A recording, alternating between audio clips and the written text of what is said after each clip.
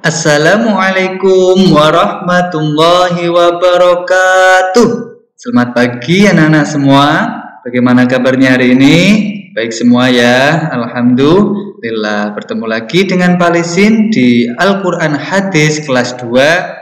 Kali ini kita akan belajar tentang hadis keutamaan belajar Al-Quran. Sebelum kita masuki pelajaran, Bapak akan menjelaskan dulu apa itu hadis. Hadis yaitu segala perkataan, perbuatan, dan ketetapan Nabi Muhammad SAW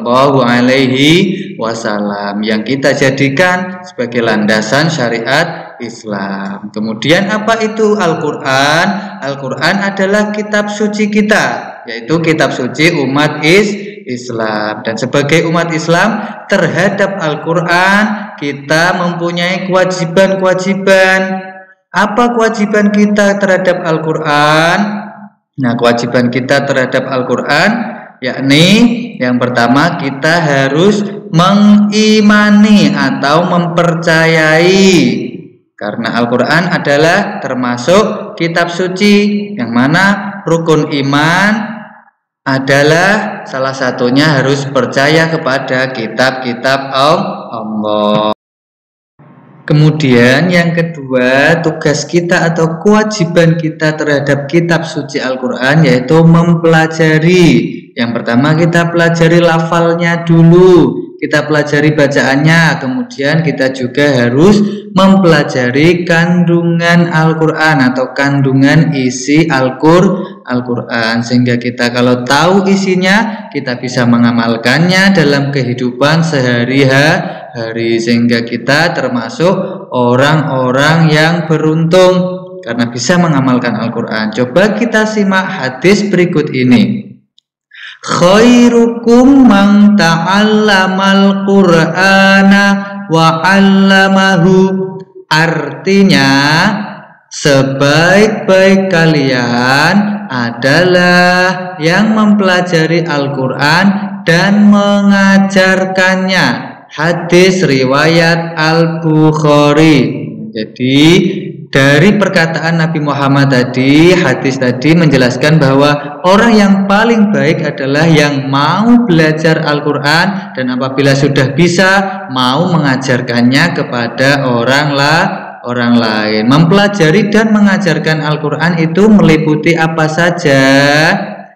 Yang pertama yaitu kita belajar dan mengajarkan Al-Quran dari lafal-lafalnya, bacaannya yang tertulis. Kemudian kita juga harus mempelajari dan mengajarkan maknanya, artinya, kandungan isinya, sehingga kita bisa mengamalkan dalam kehidupan sehari-hari. Sebagian orang merasa tidak sanggup untuk belajar Al-Quran karena menurutnya sulit. Apakah memang sulit? Tentu tidak. Belajar Al-Quran itu mudah jika kita mau telaten, kita mau rajin belajar, harus sabar belajar Al-Quran, harus rajin. Barang siapa yang membaca satu huruf dari Al-Quran, maka baginya ada satu kebaikan. Nah, setiap satu kebaikan tadi akan menjadi 10 kebaikan. Berarti satu huruf Al-Quran mengandung 10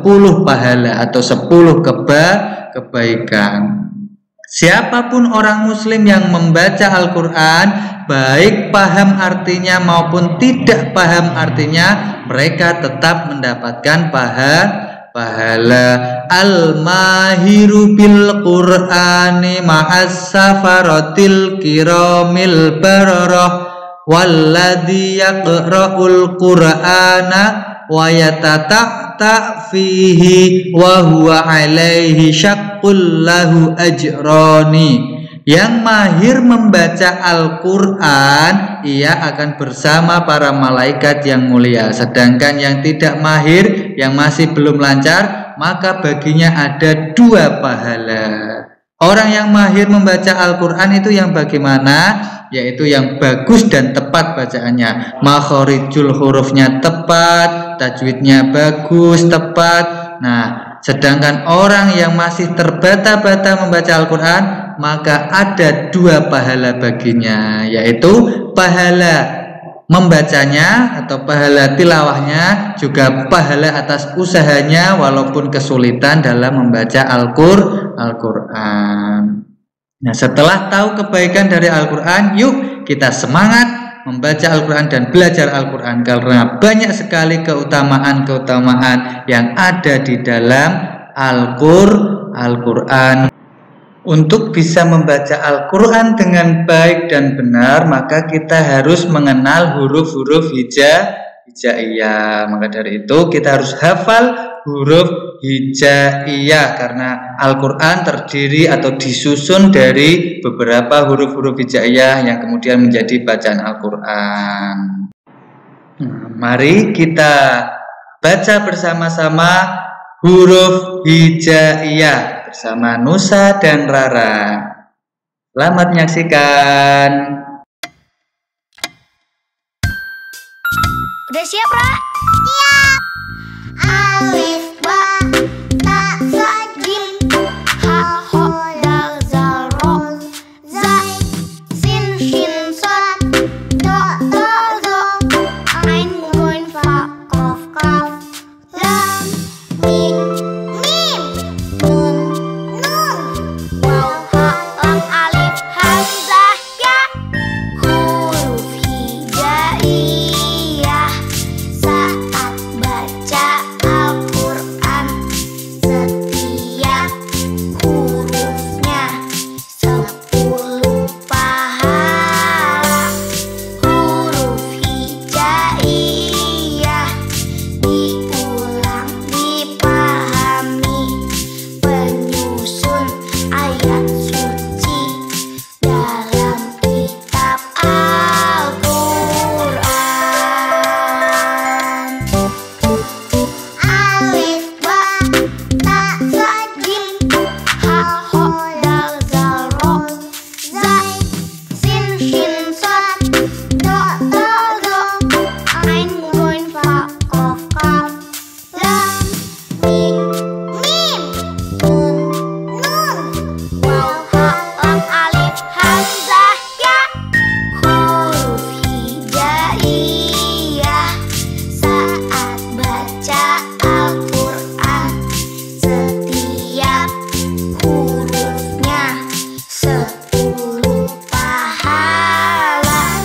Huruf hijaiyah diulang, dipahami, penyusun ayat suci dalam kitab Al-Quran. Penyusun ayat suci di dalam Al-Quran.